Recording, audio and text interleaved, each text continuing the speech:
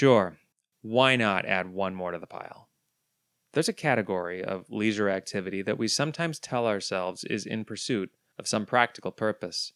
I should get better at grilling so that I can host more parties. I should get better at speaking Japanese so that I can experience untranslated Japanese media.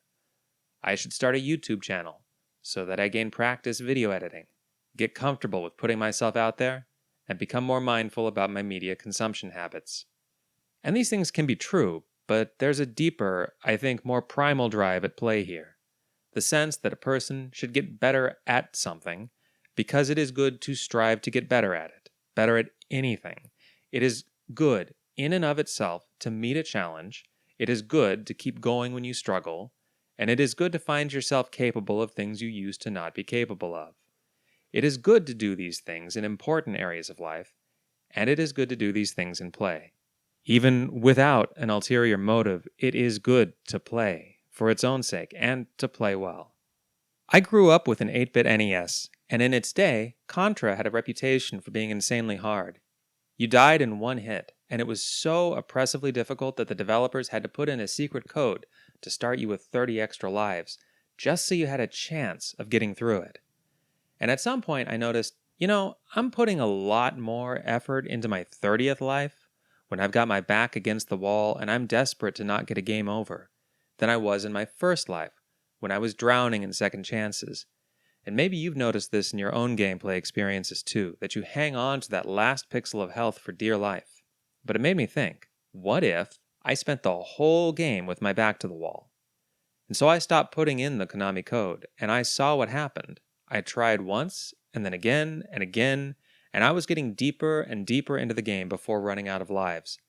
And then I beat the whole game, all 8 stages, without that 30-man code, and without continuing.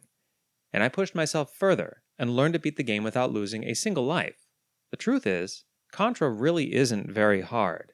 It's a paper tiger, and its 30-man code ironically makes the game seem harder than it is. All you need is a bit of persistence and faith in yourself.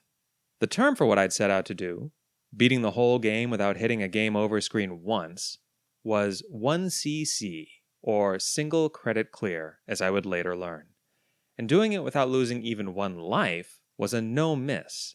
These are not terms I primarily associate with 8-bit Nintendo games like Contra, though. This is the language of the shmup.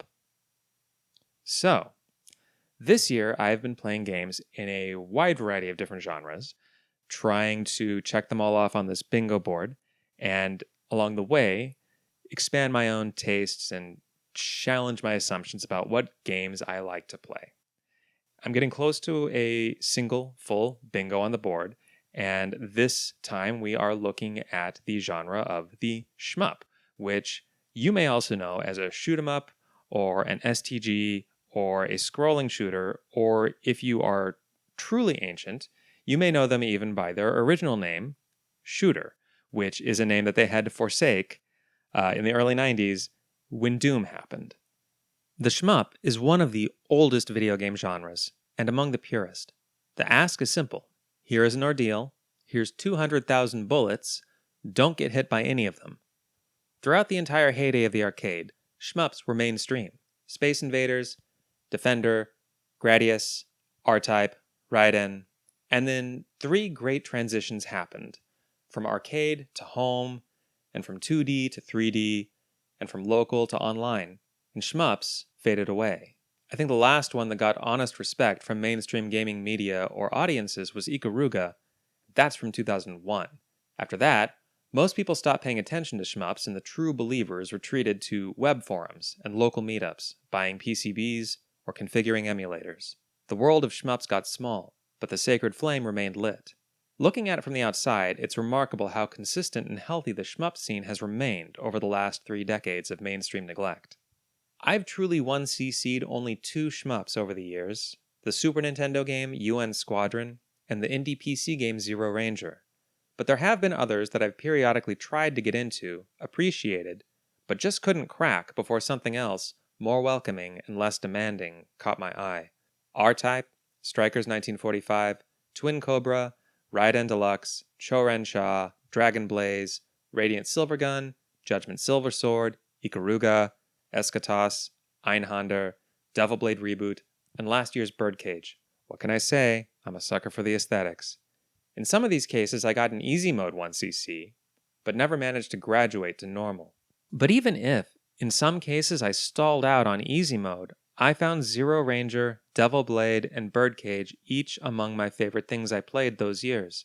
I hoped that committing via these videos would give me the pressure I needed to get another 1cc, and I picked Andro Dunos 2, because I had enjoyed the same publisher's Ganryu 2 last year, because I almost never pick up horizontal scrolling shmups, and wanted to branch out, and because of a video from the channel Spiders STG where he talked about his approach to improving at shmups, and Andro Dunos 2 in particular.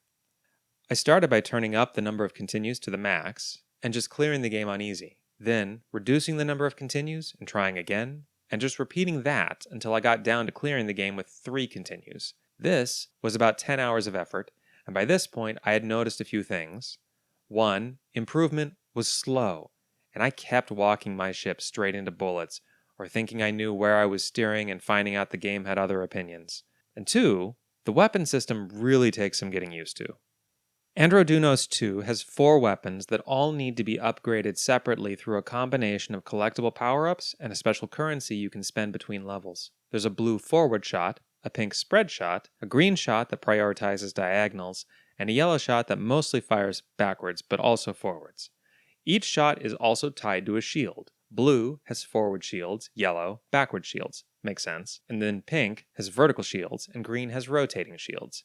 Finally, each weapon also has a hyper shot as an emergency option.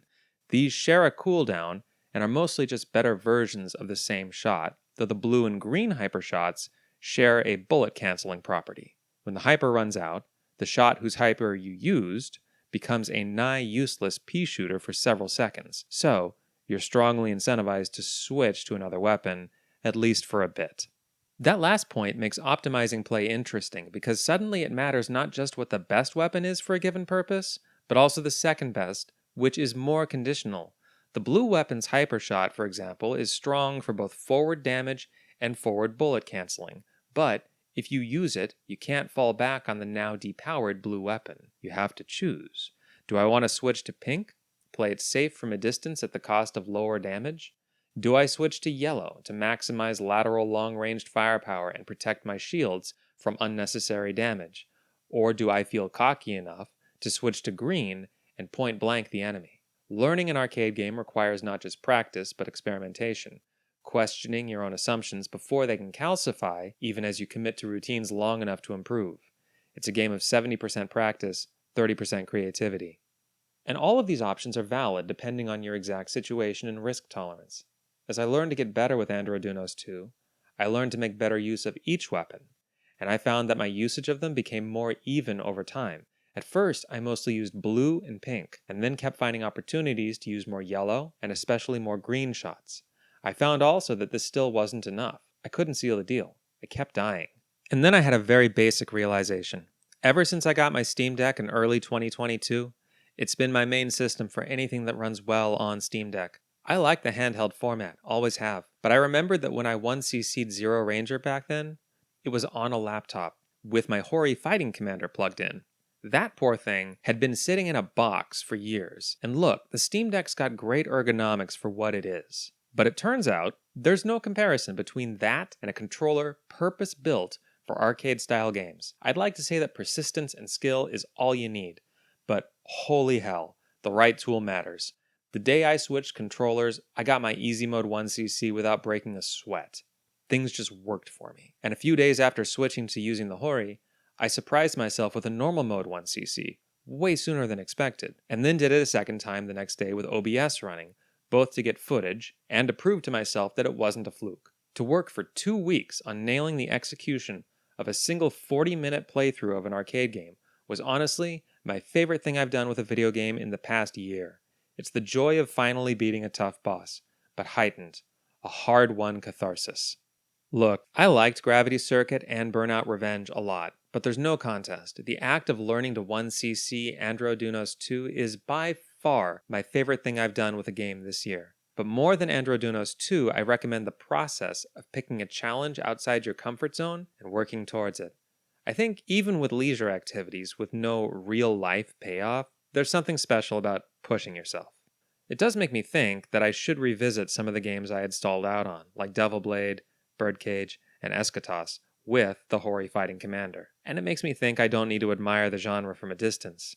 I can love it. For an ostensibly dead genre, there's really no shortage of well-regarded titles I haven't yet picked up, from Gigi Aleste 3 to Crimson Clover. But more than that, I really want to revisit one of the games I mentioned earlier, Get My Revenge. Up next, the final square in our first bingo, the twin-stick shooter, and specifically Nex Machina. I have never played a Housemarque game for more than 10 minutes, but this Housemarque game was co-designed in some capacity by the legendary Eugene Jarvis, who is responsible for Robotron 2084 and Smash TV, two much older twin-stick shooters that I have played. So I'm coming at this one from a weird angle, drawn in more by the Eugene Jarvis bit than the Housemarque bit.